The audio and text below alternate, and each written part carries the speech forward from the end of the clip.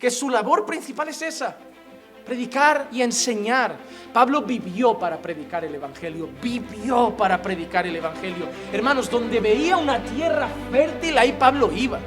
Donde le decían a Pablo, Pablo, por ahí hay dos que no conocen a Jesús, Pablo iba. Vivió para eso. Sus días, sus noches, sus tardes, sus mañanas, sus veranos, sus inviernos, todos fueron para predicar el santo evangelio del Señor. No hizo otra cosa. Y no haciendo otra cosa, hizo lo mejor que podía.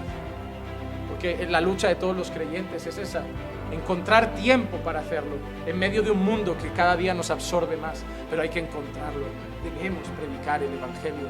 Romanos 15:20, mira lo que dice Pablo: de esta manera me esforcé en anunciar el evangelio, no donde Cristo ya era conocido, para no edificar sobre el fundamento de otro. Pero mira la palabra de Pablo, dice: me esforcé.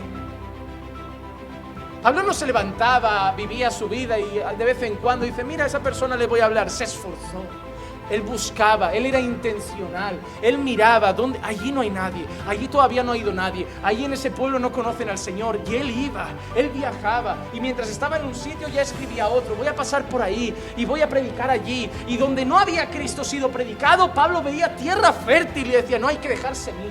Hay que dejar semilla. Hay gente que se tiene que salvar. Hay gente que tiene que glorificar a Dios. Hay un lugar donde Cristo no es conocido. Hay alguien que todavía no sabe quién es Jesús. Hay alguien que todavía no sabe quién es Dios. Y él se esforzaba por predicar el evangelio, por ver a Cristo exaltado y glorificado cada vez por más personas. Por más personas. A mí hay gente que me dice: ya somos bastantes en la iglesia. Todavía hay gente ahí fuera que no conoce a Jesús. Todavía hay gente que cabe aquí dentro. Hermanos, mientras haya alguien en Hospitalet que no conozca a Cristo, la iglesia todavía cabe más gente. Porque el límite para una iglesia son las almas sin Cristo. Mientras hayan almas, hay trabajo. Mientras hayan almas, hay trabajo. Hay trabajo, y ese era el deseo de Pablo. Mira cómo lo dice en 1 Corintios 9:16. 1 Corintios 9:16. Porque si predico el evangelio, no tengo nada de qué gloriarme, pues estoy bajo el deber de hacerlo. Pues ay de mí si no predico el evangelio. Y esa frase a mí me daría miedo, saber que cuando llegue ante Dios le diga: he hecho de todo menos lo que me dijiste que hiciera. A mí me daría temor. Porque te digo una cosa: Dios no te va a preguntar cuántos libros de Spurgeon te has leído. Dios no te va a preguntar cuánta doctrina te sabes. Dios no te va a preguntar si tu predicador favorito era R.C. Sproul, si tu predicador favorito era Calvino, era Lutero, era Arminio o quien fuera. Dios te va a preguntar: ¿a cuántos predicaste el evangelio como os mandé? Y no le vas a poder decir que todos los que vivían contigo ya eran creyentes.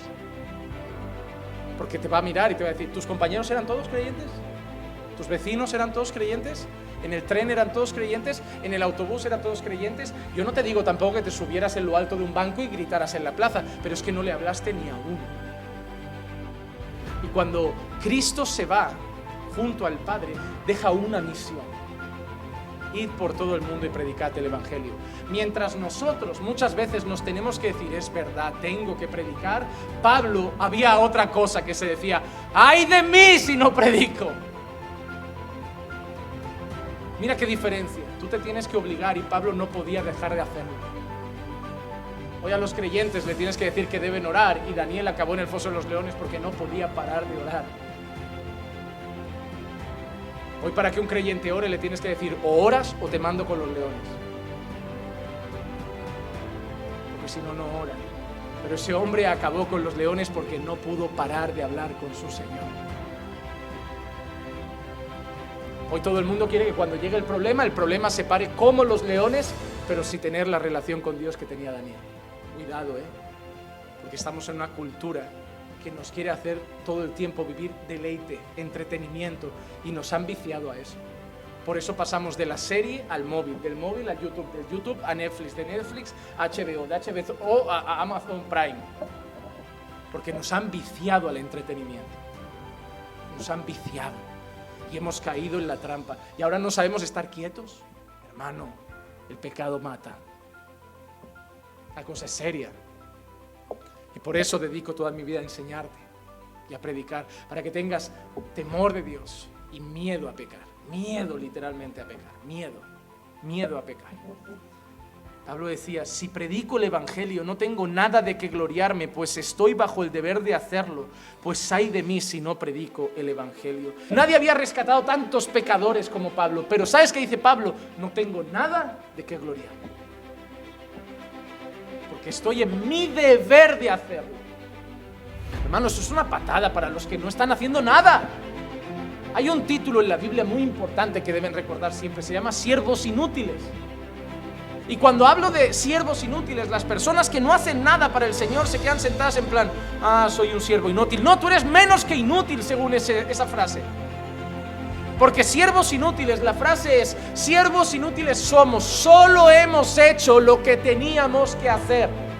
Es decir, los que solo han hecho lo que tenían que hacer se llaman a sí mismos siervos inútiles. Te pregunto, ¿y tú que no estás haciendo ni lo que tienes que hacer? Y eso es lo que Pablo se considera, un siervo inútil. La gente aplaudiría, no, mira Pablo, cuántas iglesias, cuántas almas, qué predicador, qué entrega, qué de esto. Y Pablo, mire, soy un siervo inútil, lo que no entiendo es cómo no lo estáis haciendo todos. No puedes verte admirado porque una persona ama la Biblia y ora regularmente. ¿A dónde ha llegado el nivel de cristianismo nuestro?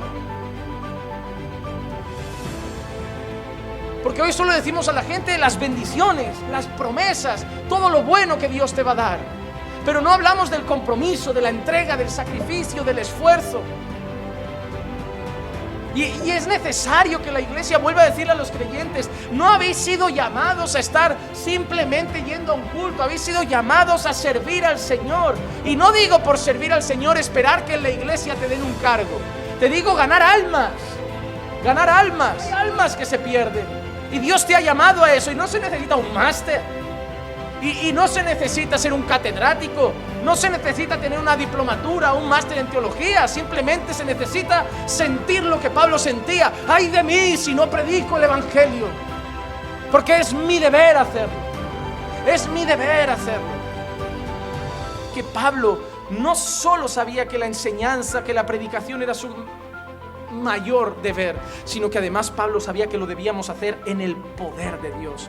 Colosenses 1, 28 y 29. A Él nosotros proclamamos, amonestando a todos los hombres y enseñando a todos los hombres con toda sabiduría, a fin de poder presentar a todo hombre perfecto en Cristo. Y con este fin también trabajo, esforzándome según su poder, que obra poderosamente en mí. Mira lo que dice Pablo, que a través de la proclamación del evangelio, Pablo dice, amonestando a todos los hombres. ¿Amonestando por qué? Pero no hay que predicar el evangelio, pero el evangelio lleva, lo primero que lleva es amonestación. El evangelio lo primero que hace es declararle al hombre su pecado y hacerle entender que es culpable ante los ojos de Dios. Entonces dice, amonestando a los hombres y enseñando a los hombres con toda sabiduría. ¿Qué sabiduría? La sabiduría de Dios, el mensaje del evangelio, a fin de poder presentar al hombre perfecto en Cristo. ¿Y cómo presenta al hombre perfecto? Cuando el hombre es confrontado con el pecado a través del mensaje del evangelio y el hombre cree, se arrepiente y pone su fe en Cristo, el hombre es declarado justo, perfecto en Cristo ante los ojos de Dios. Y él dice que con ese fin trabaja y se esfuerza bajo el poder que obra poderosamente en él. Y ahí vemos dos cosas. Eso es la soberanía de Dios y la responsabilidad del hombre.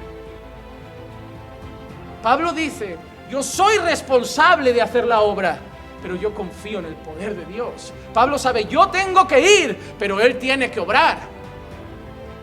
La gente dice, a ver, es o responsabilidad del hombre o soberanía de Dios. No, es responsabilidad del hombre y soberanía de Dios. El problema nuestro como humanos es que las dos verdades están en la Biblia y en nuestra cabeza no las conseguimos juntar. Entonces decimos, es una o la otra. No, están las dos. Hay versículos que dicen que son responsables, pero también hay versículos que dicen que Dios tiene que obrar. ¿Por qué cuando oras por los perdidos le pides a Dios que toque su corazón? Si tú pensaras que solo depende de ellos, no le pedirías nada a Dios. Pero tú sabes que Dios tiene que hacer la obra. Tu deber es ir. El deber del pecador es arrepentirse, pero confías que solo Dios puede hacer algo. Tenemos responsabilidad, pero sabemos que todo depende de la obra de Dios. No sabemos casar eso, y es que somos limitados como hombres, pero las dos verdades están en la Biblia. El problema es que cuando solo enseñas uno de esos dos puntos, creas malas personas. Pero cuando enseñas los dos, creas a personas que saben que Dios es el que pone el querer como el hacer, pero tú debes guardar tu salvación con temor y temor. Tú tienes la responsabilidad y Dios es el que pone el querer y el hacer. Los dos estáis involucrados. En la salvación solo entra Dios, en la santificación trabajáis juntos. Y creas creyentes que dan gracias a Dios cuando se santifican y se esfuerzan por santificarse.